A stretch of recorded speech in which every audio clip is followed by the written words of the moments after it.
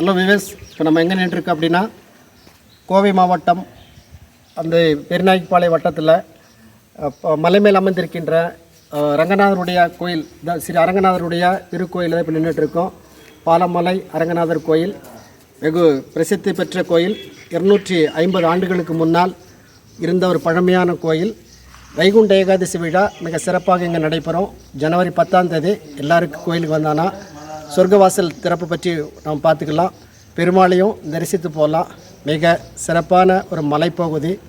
எல்லா வளமும் செழிப்பும் நமக்கு கிடைக்கின்ற பகுதியாக இருக்குது. எல்லாருமே வந்து இறைவனுடைய அருளை வாங்கிட்டு போகணுன்னு சொல்லி நம்முடைய பாலமலை கோயிலினுடைய சார்பாக எல்லாம் கேட்டுக்கிறோம். இதனுடைய பரமபதமுடைய வாசலுடைய சிறப்பு என்ன அப்படிங்கிற செய்தியும் நம்ம வீடியோவில் கொடுத்துருக்கோம். எல்லோரும் வீடியோ பாருங்கள். நம்முடைய வைகுண்ட ஏகாதசியை சிறப்பாக கொண்டாடுங்க. நன்றி, வணக்கம். எல்லோருக்கும் இனிய வணக்கம். இந்த வீடியோவில் வைகுண்ட ஏகாதசியுடைய சிறப்பு, ஏகாதசின்னா என்ன, பரமபத வாசல் என்ன, அசுரர்களுக்கு கிடைத்த இந்த சொர்க்க வாசல் எப்படி இருந்ததுங்கிற செய்தியை தான் இதில் கொடுத்துருக்கோம். நம்ம சேனலில் இது வரைக்கும் சப்ஸ்கிரைப் பண்ணாதவங்க தயவுசெய்து சப்ஸ்கிரைப் பண்ணுங்கள். அப்போ தான் நோட்டிஃபிகேஷன் உங்களுக்கு வரும். வாங்க வீடியோக்குள்ளே போகலாம். மாதங்களில் நான் மார்கழியாக இருக்கிறேன் என பகவான் ஸ்ரீ கிருஷ்ணர் கூறியிருக்கிறார். அந்த அளவுக்கு புனிதத்தன்மை வாய்ந்த மாதம் இந்த மார்கழி மாதம். மார்கழி மாதம் வளர்ப்பிறை நாளில் வரும் ஏகாதசியை நாம் வைகுண்ட ஏகாதசியாக கொண்டாடுகிறோம். மகாவிஷ்ணுவை வேண்டி வழிபடும் விரதங்களில் முதன்மையானதாக இருப்பது ஏகாதசி விரதம். இந்த விரதத்தை கடைபிடிப்பது அஸ்வமேத யாகம் செய்த பலனை கொடுக்கும் என்கிறது புராணங்கள். வருடத்திலேயே மிகவும் புண்ணியமான நாள் ஏகாதசி என்று கூறுவர். மாதத்தில் 2 ஏகாதசி என வருடத்திற்கு 24 ஏகாதசிகள் வருகின்றன. ஆனாலும் வைகுண்ட ஏகாதசி மிகவும் சிறப்பு வாய்ந்தது. வைகுண்ட ஏகாதசி அன்று பெருமாள் வைகுண்டத்தில் இருந்து அருள் பாலிப்பதாக நம்பப்படுவதால் இந்த விழா சிறப்பு வாய்ந்ததாக கருதப்படுகிறது.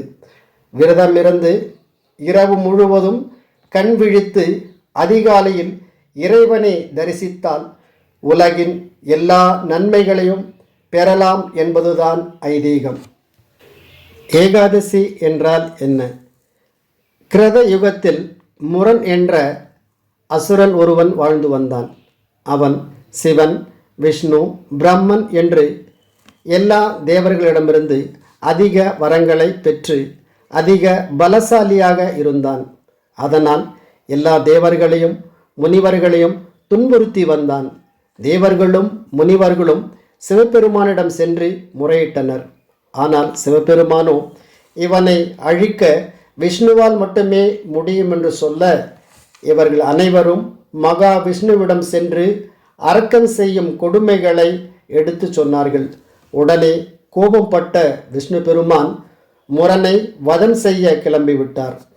அவனுடைய படைகளை ஒரே நொடியில் அழித்து விட்டார். ஆனால் முரனுடன் 1000 ஆண்டுகள் தொடர்ந்து யுத்தம் செய்து வந்தார். ஏன் அந்த முரனை விஷ்ணுவால் கொல்ல முடியவில்லை என்று கேட்கலாம். அவனை வதம் செய்யாமல் இருப்பதற்கு ஒரு காரணம் உண்டு. எப்படி இருந்தாலும் அவன் என்னுடைய பக்தன்.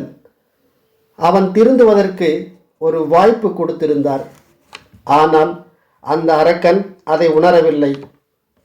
அந்த நேரத்தில் விஷ்ணு பெருமான் போர்க்களத்திலிருந்து விலகி பத்ருக ஆசிரமத்தில் இருந்த ஒரு குகைக்குள்ளே சென்று களைப்பாக இருப்பதைப் போல் படுத்து கொண்டிருந்தார்.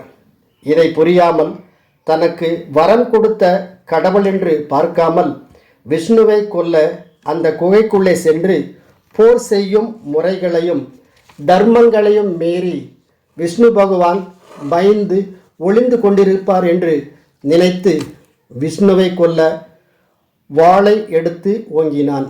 அப்போது திருமாலின் உடலிலிருந்து அழகிய திருமேனி உடைய ஒரு பெண் தோன்றினாள். ஆயுதங்களை ஏந்திய அந்த பெண், என்னோட போர் புரிய உனக்கு தைரியம் உண்டா என்று கேட்க, அதற்கு அவன், பெண்ணே, உன்னை கொல்வதற்கு ஒரு சாதாரண ஒரு அம்பு மட்டும் போதும் என்று அம்பை எடுக்க, அப்போது அந்த பெண் ஓமென்ற ஒலியை எழுப்ப, அந்த கணமே அந்த அரக்கன் நெருப்பில் இருந்து சாம்பலாகி விட்டான்.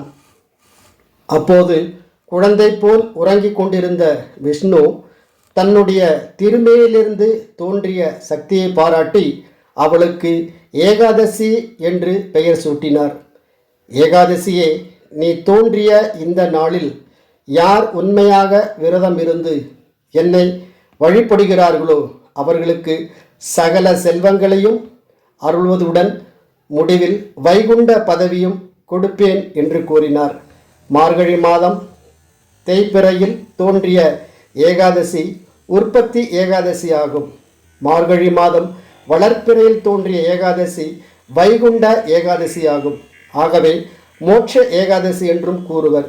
இந்நாளில் விரதமிருந்து இறைவனை வழிபட்டால் மோட்சம் அடையலாம் என்பதுதான் என்னுடைய ஐதீகம். அசுரர்களுக்காக திறந்த சொர்க்கவாசல். முன்பொரு காலத்தில் பிரம்மாவின் ஆக்கம் கரத்தால் விஷ்ணு பகவானை பகைத்து கொண்டு சண்டை போட்டு கொண்டார் பிரம்மன் அவர்கள். அப்பொழுது பிரம்மனின் ஆணவத்தை ஒழிக்க காது வழியாக மது, கைடபர் என்ற இரு அசுரர்கள் பிரம்மாவை கொல்ல முயன்றபோது அவர்களை தடுத்த மகாவிஷ்ணு பிரம்மாவை விட்டுவிடும்படியும் அவர்கள் கேட்கும் வரத்தினை தருவதாகவும் கூறினார். இந்த யுத்தத்தில் முடிவில் பகவான் அந்த இரு அசுரர்களையும் வீழ்த்தினார். பகவானின் மகிமைகளை உணர்ந்த அசுரர்கள் பகவானின் பரமபதத்தில் தாங்கள் நித்தியவாசம் செய்ய வேண்டுமென்ற வரத்தினை கேட்டனர். மார்கழி மாத வளர்ப்பிறை ஏகாதசி அன்று பரமபதத்தின் வடக்கு வாசலை, அதாவது சொர்க்க வாசலை திறந்து அதன் வழியாக அசுரர்களை பரமபதத்தில் சேர்த்து கொண்டார்.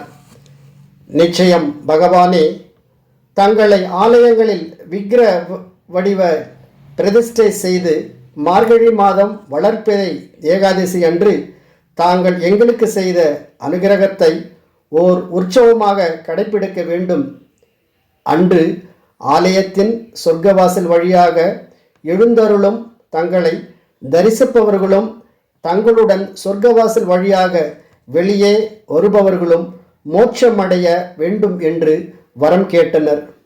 பரமதயாளனாகிய பகவானும் அவர்கள் கேட்டபடியே வரம் அருளினார்.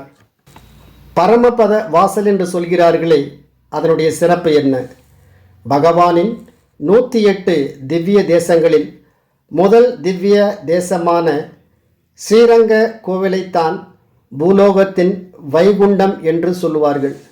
ஸ்ரீரங்கத்தில் வைகுண்ட ஏகாதசி விழா மிகவும் சிறப்பாக இருக்கும். பகல் 10 ரா 10 என்று கிட்டத்தட்ட 20 நாள் கொண்டாடுவார்கள். வைகுண்ட ஏகாதசி விரதம் இருப்பவர்கள் இரவு கண் விழித்து விரதம் இருப்பார்கள். அப்போது பரமபத விளையாட்டு விளையாடுவார்கள். இங்கு பாம்பும் ஏணியும் முக்கியத்துவம் வாய்ந்தது. இங்கு ஏணியில் ஏறி போகும்போது பாம்பு கொத்தி கீழே இறக்கிவிடும். ஏற்றம் இறக்கம் நிறைந்ததுதான் வாழ்க்கை என்பதை இவ்விளையாட்டு நமக்கு உணர்த்துகிறது. பாம்பினுடைய வாயில் கடிப்படாமல் தப்பித்தால் பரமபத வாசல் சொர்க்கத்தை அடையலாம் என்பதுதான் இந்த விளையாட்டுடைய தத்துவமாகும். வைகுண்ட ஏகாதசி நாளில்தான் கிருஷ்ணன் அர்ஜுனனுக்கு பகவத்கீதை உபதேசம் செய்தார் என்றும் கூறுவர். வட மாநிலத்தில் இந்த நாளை கீதா ஜெயந்தி என்றும் கூறுவார்கள். இந்நாளில் சரியாக விரதமிருந்து அதிகாலை திறக்கப்படும் சொர்க்கவாசல் வழியே இறைவனை தரிசித்தால் சகல புண்ணியங்களும் கிடைக்கும். இறந்த பின் சொர்க்கத்திற்கு செல்லலாம் என்று கூறப்படுகிறது. இந்த புனிதமான நன்னாள் ஜனவரி 10, 2025 அன்று வருகிறது. இந்த நாளில் பெருமாளின் ஏனைய ஆலயங்களிலும் சொர்க்கவாசல் திறக்கப்படும். நீங்களும் உங்களுக்கு அருகிலுள்ள ஆலயங்களுக்கு சென்று பெருமானை வழிபடுங்கள்.